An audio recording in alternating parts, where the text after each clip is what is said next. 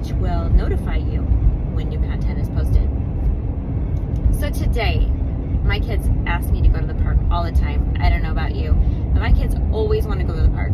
And for the last 30 years, my oldest is 32 years old, I hate the park because you go to the park and parents are sitting around yammering on to each other or reading a book or whatever they're doing, but they are not paying attention to what their kids are doing. And so things happen, and it's always my kids that get hurt.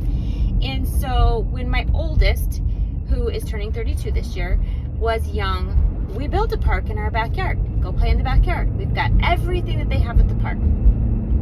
Still wanted to go to the park. McDonald Playland, whatever it is, because there's other kids there, and I get it, whatever.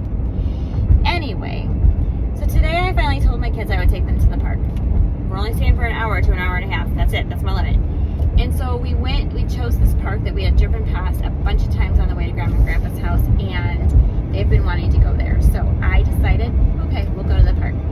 And we arrive at the park, and I'm like, oh, there's so many people here. That means I gotta be on my toes.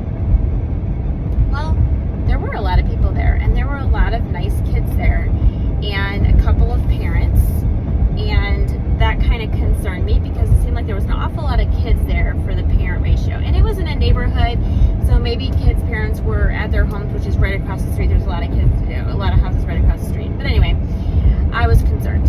So I sat down and I'm doing my thing and I'm listening and I'm reading my book and whatever. And all of a sudden, after we'd been there for about 45 minutes, the mom, a couple of things down, I found out she's really a grandmother, not a mom. But anyway, she gets up and she walks over to her grandson and says, "We don't say stupid, so come sit down."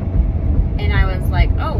And so then they have a little discussion and I can't hear what's going on, and she sends him off to play on the other side of the park. And so I go up to her and I go, and my kids were on the toy that this boy was at. And so I go over to her and I say, who did he call stupid? And she said, that little boy in the gray shirt. And I'm like, oh. And I said, I get these wide eyes, and I goes, that's my son. And she goes, well, you know, he called him a loser. And I was like, what? And so I go over there and I'm like, I'm sorry, I didn't hear that, whatever. So she goes, it's no big deal. We have to learn how to properly deal with things when there is conflict. And I go, I totally get that, but whatever. So I go over and I get Sebastian and I say, did you call that boy a loser? And he said, well, yes. Love honesty. And I said, why did you call him a loser? And he gets all sheepish and whatever. Anyway, so I march him over to where I'm sitting and I sit him down and I say, you know, you're going to stay here now. We only have 15 minutes left to play, and you're going to stay here because we're not calling people a loser. And so anyway, come to find out, he tells the story and he was just joking. We don't just joke about those kind of things, but it was one of those merry-go-rounds where you have to run it around. And so the boy was running it around and he was like, faster, faster, faster. And the boy said, you want faster, I'll give you faster. And so he runs faster. Well, Sebastian didn't think I was fast enough, so he's like, that's not fast enough, you're a loser. And so the boy said, shut up. And anyway, that's what happened. So I said, Sebastian, that boy got in trouble for telling you to shut up. And you know what? Not that I'm condoning saying shut up, but you deserved it. That was unkind. You were really rude. Anyway, so we get through this whole thing. So Sebastian says, what can I do to get up out of here? And I said, I don't know. What do you think you should have to do? Whether you get to go play or not, what do you think you should have to do next? And he's like, well, I think that I should ask that boy's forgiveness. Anyway, beautiful situation. He goes and finds the boy. He tells the boy that he's so sorry. He didn't mean that he didn't mean it that he was a loser, and he says, I should never have said that. And so the boy says, it's okay, and I'm sorry that I said shut up. And they bumped fists, and then they played, and the grandmother was like, wow, you really handled that well. I don't go to the park often and find other parents that are actually intervening and teaching their kids good life lessons. And so we talked for a little bit and everything was great. But I don't either. I hardly ever go to the park and find other parents who are calling their kids out on the things that they're just saying, oh, kids will be kids, it's fine. It's not fine. When people resort to calling names, it's bullying. End of story, and it might not be the meanest thing ever, but it's the beginning of something, and it makes somebody feel terrible. It's not something to joke about. And I have been criticized for being overly sensitive to name calling, and we're just joking and whatever. No, we don't joke that way. That's not okay. And so anyway, so it was the best park experience day because there were several parents there, and everybody was actually parenting their children. Praise the Lord.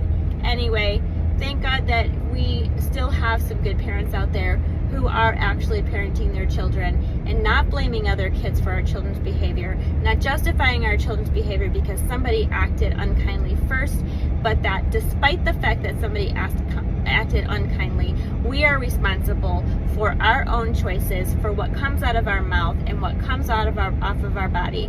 That is our responsibility. And so if any of you who were at the park today are watching, thank you so much for that encouragement that there are still plenty of parents out there who are actually parenting their kids.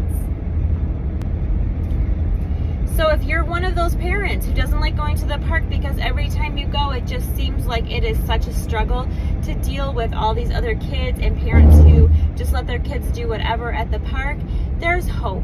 So go to your park, parent your kids properly, set a good example, and I think we might be surprised how often we find other parents who are encouraged by our ability to parent our children in a way that is kind but firm, that calls out their responsibility even though that they are young, and teaches them from the time that they are young how to respond to difficult situations. So be encouraged and pray before you go to the park that it is going to be a good experience and that there is going to be other parents there that can encourage you as well. Thank you for listening. Thank you for joining me on all of my different rants. I know that sometimes it is pointed to something that's going on in your life and sometimes not, but that's kind of what it's all about, right? This is real life, and every day we run into situations that can be difficult, and depending on where our heart is at and where our mind is at and where our focus is at and where we are at with the Lord, our responses might be completely different from one day to another. And how do we start to balance all of that out and try to be more consistent in the way that we live our lives in front of our kids, in front of our family, in front of our neighbors, in front of our friends, in front of the stranger on the street? People often comment to me outside of this video. They're like, I watched your video and can I have that? I need to have a hard conversation with you. Can I have that person right now when we're talking? And I think it's kind of funny because when they say that to me, of course, I realize sometimes I can be non-attentive. Sometimes my mind can be someplace else. Sometimes I can be snappy and short. And of course, I'm only talking to myself on this video. I've got no one to be snappy and short with. So, but if you were to see a real interaction between me and my mother, or me and my father, or me and my kids, sometimes you would see the snappiness, the lack of thought in what comes out of my mouth. And so just be encouraged that this is the real life, and I am not perfect, and I have I know what to do, but I don't always do it. So today was a good day. It was a great park day. My kids had a blast, even though each one of them had to be disciplined